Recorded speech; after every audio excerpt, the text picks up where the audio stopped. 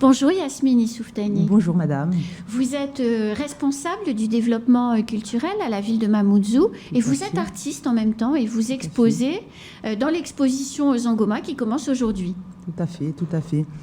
Donc du coup, comme vous avez dit, je suis responsable du développement culturel de la ville de Mamoudzou. C'est la 2e édition en fait qu'on fait avec Zangoma. Mais c'est la 14e édition, Denis Balthazar. Vous êtes le directeur artistique de l'exposition. Bonjour. C'est la 14e édition, je crois, de cette exposition. Oui, ça s'appelle en fait art contemporain, qui est le vocable général. Et ça fait 14 ans que nous pratiquons ce type d'exposition. Et ça fait donc quelques années que la ville de Mamoudzou accompagne cette exposition. Exactement. C'est la 2e année que la ville de Mamoudzou a souhaité, en partenariat avec l'association Zangoma, faire ces expositions. Et là, cette année, on avait un thème qui était un livre, une image, qu'on a associé avec les artistes. Denis va vous en parler tout à l'heure. Et ça s'est très, très bien passé. Le vernissage s'est passé hier. C'est une très bonne exposition. Donc, Denis Balthazar, en règle générale, si je ne me trompe pas, vous me corrigerez si je me trompe, l'exposition annuelle que vous faites est une exposition d'artistes mahorais à laquelle vous ne donnez pas de thème. C'est-à-dire que les artistes viennent proposer leurs œuvres. Et c'est toujours le cas cette année, mais vous avez rajouté un petit quelque chose en plus. Vous avez proposé aux artistes de produire, de créer une œuvre à partir de textes d'auteurs mahorais, c'est-à-dire des écrivains mahorais. Donc en fait, on croise les arts, l'art de l'écriture et l'art de la mise en forme. Oui, alors je vais effectivement poser les choses un peu différemment. Nous avons travaillé déjà plusieurs années avec la mairie. Ça a commencé en fait pour Akaweni, c'était avec j'ai oublié le nom. Ensuite, il y a eu Tunzu. Et là, maintenant, nous sommes sur la MJC. Ça fait 4 ans à peu près que nous travaillons en collaboration avec la mairie de Mamoudzou. Alors, c'est vrai que les thèmes ne sont pas toujours systématiques. Mais l'objectif, effectivement, avec le département culturel de la mairie, à un moment donné, avec Madame Tani, nous avons décidé de recenser les jeunes mahorais qui avaient une pratique artistique naissante ou affirmée ou confirmée et qui pourraient venir exposer. Et pour éviter des contraintes, la peur de venir, etc., nous leur avons dit que la porte est ouverte. Ils viennent avec ce qu'ils ont, avec ce qu'ils ont déjà fait. Et c'est là où on a commencé à parler des artistes exposés, pour permettre à ces jeunes-là d'être vus. Alors aujourd'hui, dans cette exposition qu'on peut voir à partir d'aujourd'hui jusqu'au 26 mars, donc à la MJC de Kaweni, il y a combien d'artistes qui exposent ? Il y a 14 artistes qui exposent. Tous mahorais ? Non, pas du tout. Pas tous mahorais, mais tous vivant à Mayotte. 80% sont des mahorais, et puis le reste, parce qu'on ne va pas exclure les artistes qui sont sur le territoire parce qu'ils ne sont pas mahorais. On est d'accord. Voilà, on est dans l'art, on est dans la fraternité, dans la convivialité. Et puis pour nous, en tant qu'acteurs culturels et moi en tant que commissaire, cela m'intéresse beaucoup de savoir qui peint, qui travaille sur les arts à Mayotte, afin justement d'offrir au public une diversité de regards. Les choses doivent être à l'image de l'art, elles doivent être ouvertes à toute proposition qui se fait sur le territoire de Mayotte. Vous faites de manière générale, au-delà de l'exposition, avec Zangoma, vous faites la promotion de l'art à Mayotte. L'art, on a quelquefois tendance à penser que c'est un loisir quelque part un peu élitiste, parce que les œuvres, il faut les acheter, ça coûte cher. Dans un département où 77% de la population vit sous le seuil de pauvreté, comment on peut faire émerger un marché de l'art ? Alors le marché de l'art, je pense qu'on n'y est pas encore, et on va attendre encore un bon moment, parce qu'il y a tout un environnement économique, social même, des habitudes qui ne sont pas prises encore ici. L'école a à peine 50 ans à Mayotte, donc tout découle aussi de l'éducation, la manière dont on apporte les éléments aux jeunes, aux plus jeunes, etc. Et notre objectif, effectivement, ce n'est pas nécessairement de rattraper le temps perdu, mais de commencer à permettre aux jeunes de se sensibiliser à l'art, d'apprécier une image pour ce qu'elle est, de se rendre compte qu'ils peuvent aussi faire pareil, de s'émerveiller devant une œuvre d'art qu'ils croiseraient au bout du chemin. Donc c'est ça l'objectif, c'est vraiment une sensibilisation et une éducation à l'art. Permettre non seulement les jeunes, mais aussi la population mahoraise, aussi de se confronter à de véritables œuvres d'art. Les élèves qui sont dans les établissements publics sont confrontés à des images sur leur manuel, sur un truc, mais ils ne touchent pas à une œuvre d'art, ils ne voient pas la texture, ils ne voient pas les composants, ils ne rencontrent pas d'artistes. Tout ça est totalement désincarné. Donc l'objectif, effectivement, c'est de mettre du réel et du concret dans un concept qui nous échappe pour le moment. Yasmine, la ville de Mamoudzou, pendant toute la durée de l'exposition, va gérer un planning pour que les élèves qui sont scolarisés sur la commune puissent venir justement se frotter, peut-être pour la première fois, au monde de la création artistique. Pourquoi vous avez choisi de faire ça? Parce que c'est lourd à organiser. Oui, c'est pas évident, c'est clair. En fait, c'est que déjà par rapport à ce on a déjà fait les années passées, l'année dernière, nous avons eu 1500 visites. Et dans ces 1500 visites, il y a des familles, il y a des particuliers, il y a des enfants, il y a beaucoup de classes de la commune de Mamoudzou, des communes avoisinantes. Ouais. Et l'objectif justement étant de ramener ce public-là, venir visiter ces arts, comme Denis disait tout à l'heure, de toucher, d'être en contact avec les différents artistes, parfois même, d'ailleurs souvent, participer à des ateliers.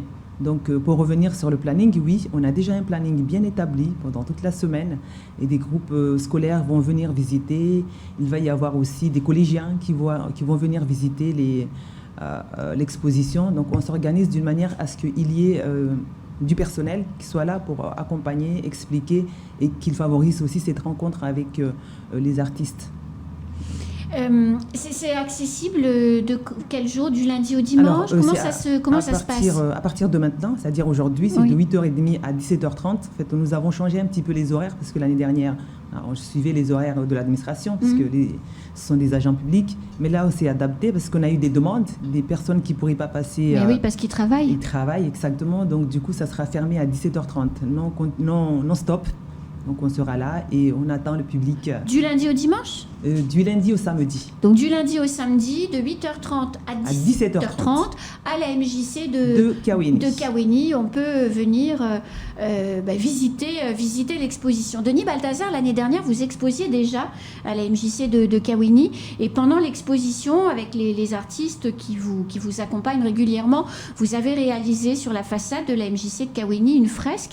Si je ne me trompe pas, c'est la plus grande fresque murale jamais réalisée à Mayotte, en plein Kaweni, sur le mur de la MJC. C'était un pari audacieux. On est 1 an après, la fresque est toujours là et elle n'est pas abîmée. Oui, alors... C'est incroyable. Absolument, mais il faut faire confiance aux jeunes. Il faut faire confiance aux gens en particulier. C'est vrai que ce n'est pas toujours facile quand on a des préjugés, mais ce qui est important à savoir, c'est qu'en fait, pour cette exposition, toujours en relation avec la mairie de Mamoudzou, à l'époque, nous nous sommes posé la question à savoir comment on allait pouvoir non seulement embellir l'espace, mais éviter effectivement la recrudescence de graffiti.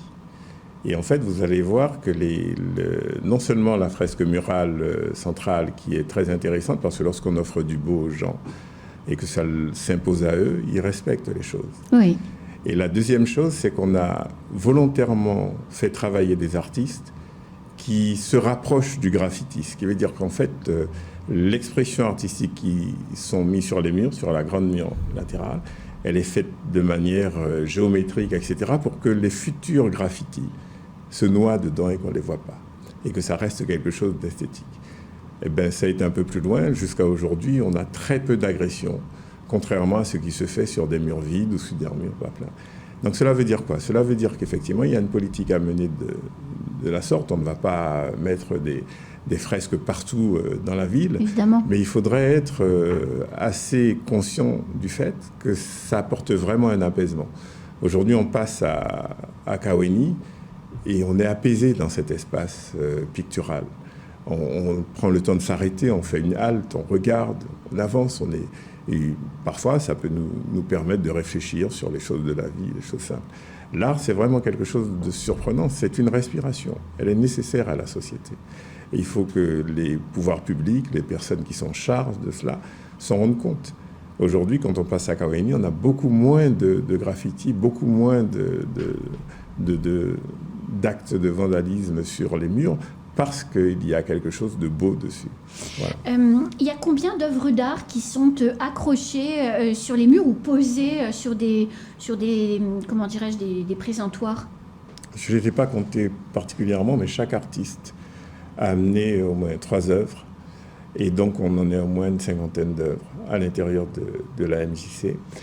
Les œuvres sont à vendre? C'est-à-dire que les artistes... Mais par les exemple, artistes, je viens, voilà. je tombe complètement amoureuse de cette œuvre, cette peinture. Oui. Je peux l'acheter?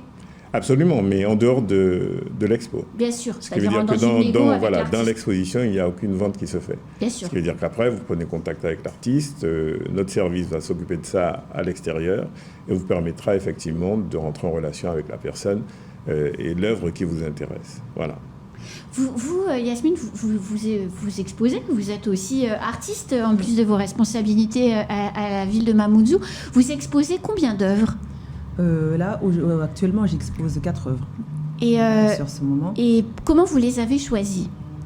On choisit les tableaux en fonction du moment. Donc c'est de la peinture. Ce qui va se passer, des peintures, oui, je fais de la peinture. Et ce sont des œuvres qui ont été réalisées l'année dernière et qui sont exposées. On les choisit en fait en fonction du thème, vu que je suis aussi dans l'organisation, en fonction de différentes choses qui arrivent. On se dit, celui-là, il pourrait bien faire, etc. Alors dans le cadre de l'exposition cette année, il y avait cette association, cette production un peu spécifique, artistique, où on allie un texte d'un écrivain avec ce qui l'inspire à l'artiste. Vous avez produit quelque chose dans ce cadre-là? Moi, je n'ai pas eu l'occasion de travailler avec un auteur, parce que vu le temps qui était imparti, mais par contre, oui, le jeu a été joué. Et les artistes étaient libres de choisir le texte qu'ils désiraient en fonction de la liste qu'on avait. Et les écrivains aussi sont très très contents, ils ont été au vernissage. Et c'est vraiment à renouveler. Ils sont déjà impatients parce qu'on s'est dit peut-être qu'on va organiser une sorte de débat-conférence, un atelier avec les enfants pour qu'ils leur expliquent un petit peu l'écriture, comment que ça se passe, etc. Et je pense que c'est une très très bonne chose. Je voudrais juste rebondir à ce que disait Denis tout à l'heure par rapport à la fresque, l'œuvre elle est apaisante et que les enfants ne l'ont pas abîmée. J'irais même un peu plus loin, c'est que beaucoup d'enfants viennent faire le clip devant la fresque. Vrai. Oui. C'est vrai qu'il y a une production musicale, une scène musicale intense à Mayotte et à Kawéni en particulier. Exactement. Et effectivement, c'est un lieu, un décor de tournage. C'est aussi un marqueur. Ce qui prouve que c'est respecté. C'est aussi un marqueur dans le quartier. Bien sûr. C'est-à-dire qu'aujourd'hui, on pourra dire à quelqu'un, s'il va aller à Disma, là-bas, etc., lui dire, c'est le grand mur où il y a le garçon là-bas. Tout à fait. On peut se repérer à partir de ça.